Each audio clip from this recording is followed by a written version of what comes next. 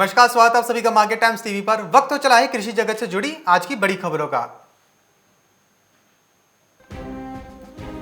तो बिहार के जमुई में 15 दिन पहले 40 रुपए किलो बिकने वाला प्याज 70 रुपए किलो बिक रहा है। दालों के दाम में भी एक तेजी आई है। 90 रुपए किलो अरहर दाल बाजार में 130 रुपए किलो बिक रही है।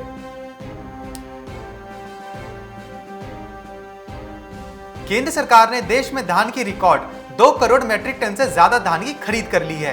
पंजाब, हरियाणा, उत्तर प्रदेश, तमिलनाडु, उत्तराखंड, चंडीगढ़, जम्मू कश्मीर, केरल और गुजरात में धान की बम्पर खरीद जारी है।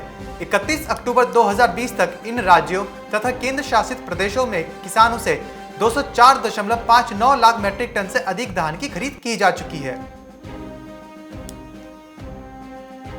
इन दिनों किसानों के सामने समस्या आती है गेहूं के बीजों की। हालांकि तमाम राज्य सरकारें अपने अपने स्तर पर किसानों को गेहूं का अच्छा बीज मुहैया कराने का इंतजाम करती हैं और इसकी कीमतों पर कुछ छूट भी दी जाती है। पंजाब सरकार ने रबी सीजन के लिए गेहूं के बीज पर 50% की सब्सिडी देने का ऐलान किया है। पंजाब के संगरूर में धान के सीजन के दौरान धान की कटाई जोरों पर चल रही है। धान की सरकारी खरीद को 1 महीने का समय गुजर गया है और महीने में गेहूं की बिजाई आरंभ हो जानी है, लेकिन अभी तक यूरिया खाद का पर्याप्त स्टॉक नहीं पहुंच पाया है। रेलवे ट्रैक पर किसानों के धरनों के कारण जहां 25 दिन से रेल परिवहन बंद रहा, वहीं सहकारी सभाओं के पास खाद की सप्लाई नहीं पहुंच रही है। भोपाल की करौंद मंडी में सोयाबीन की आवक कमजोर रही है। 1000 क्विंटल सोयाबीन की प्रतिदिन बिकने आ रही है। अतिवृष्टि के कारण सोयाबीन की फसल पर बुरा असर पड़ा है। इससे उत्पादन एवं क्वालिटी पर असर पड़ा है। औसत 1000 क्विंटल सोयाबीन बिकने आ रहा है। हालांकि पिछले साल की तुलना में किसानों को भाव अधिक मिल रहे हैं। मंडी व्यापारी महासंघ के अध्यक्ष से मिली जानकारी के अनुसार सोयाबीन के अधिकतम भाव 4200 रुपए प्रति क्विंटल तक हैं। छत्तीसगढ़ में धान खरीदी को लेकर गठित मंत्रिमंडलीय उप समिति की बैठक संपन्न हो गई है। बैठक के बाद यह फैसला लिया गया है कि इस बार भी धान खरीदी 1 दिसंबर से ही चालू होगी। पिछली बार की प्रक्रिया के तहत धान की खरीद होगी और एमएसपी पर ही ली जाएगी। साथ ही पिछली बार जिस सिस्टम से धान की खरीदी की गई थी उसी प्रक्रिया से धान खरीदी होगी। चालू खरीफ सीजन में 1 महीने के भीतर ही धान की सरकारी खरीद 2 करोड़ टन के नजदीक पहुंच गई है। केंद्रीय उपभोक्ता मामले व खाद्य मंत्री पीयूष गोयल ने कहा कि इस बार रिकॉर्ड 7.42 करोड़ टन धान की खरीद होने का अनुमान है। यह पिछले सीजन के मुकाबले 18% अधिक है।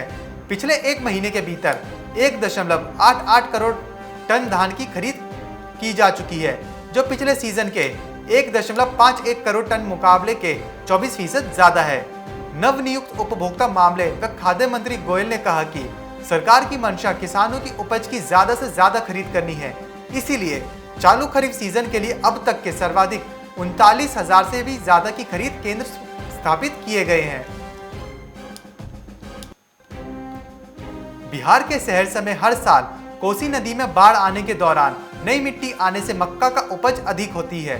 कम लागत में अधिक उत्पादन होने से लोगों का रुझान अन्य फसलों से अधिक मक्का की खेती पर साल दर साल बढ़ती ही जा रहा था। बीते साल बाढ़ आने से किसानों का तैयार किया हुआ मक्का फसल समय से बाहर नहीं निकल पा सका और ना ही बाहर से खरीदार ही कोसी नदी के अंदर मक्का फसल को खरीदने पहुंच पाए। लॉकडाउन की मार कहें या कुछ और, लेकिन बीते कुछ महीने से देश के मेवा बाजार को मंदी का ग्रहण लगा हुआ है। जानकारों का कहना है कि कई साल बाद ड्राई फ्रूट्स के बाजार में इस तरह की मंदी देखी गई है। लेकिन अच्छी बात यह है कि अब यह मंदी कुछ ही दिन की मेहमान है, क्योंकि दिल्ली सरकार समेत देश के और दूसरे राज्यों में शादी समारोह में शामिल होने वाले मेहमानों की संख्या में छूट दे दी है। खुले मैदान में यह छूट अनलिमिटेड तक है, जिसे लेकर ड्राई फ्रूट्स बाजार समेत दूसरे बाजारों में भी एक खुशी की लहर है। उत्तर प्रदेश के प्रयागराज में इन दिनों मांग में कमी होने के कारण दाल की थोक कीमत में लगातार गिरावट जारी है। 2 से 3 दिनों तक दाल की थोक कीमत में 2 से 3 रुपए किलो की कमी आई है। वहीं दूसरी ओर चावल के रेट में भी 4 से 5 रुपए की नरमी देखी गई है। उत्तर प्रदेश के जबलपुर में पिछले एक महीने में चाय के दाम करीब 100 से 150 रुपए प्रति किलो उछल गए हैं। चाय के दामों में तेजी के लिए विशुद्ध रूप से कोरोना महामारी को जिम्मेदार माना जा रहा है। इस बारे में जानकारों का कहना है कि कोरोना महामारी के कारण चाय बागानों में पत्ती की तोड़ाई के लिए लेबर की समस्या इसका बड़ा कारण है। इसके अलावा कोरोना काल में इसकी खपत भी बढ़ी है, जिससे दामों में तेजी आई है।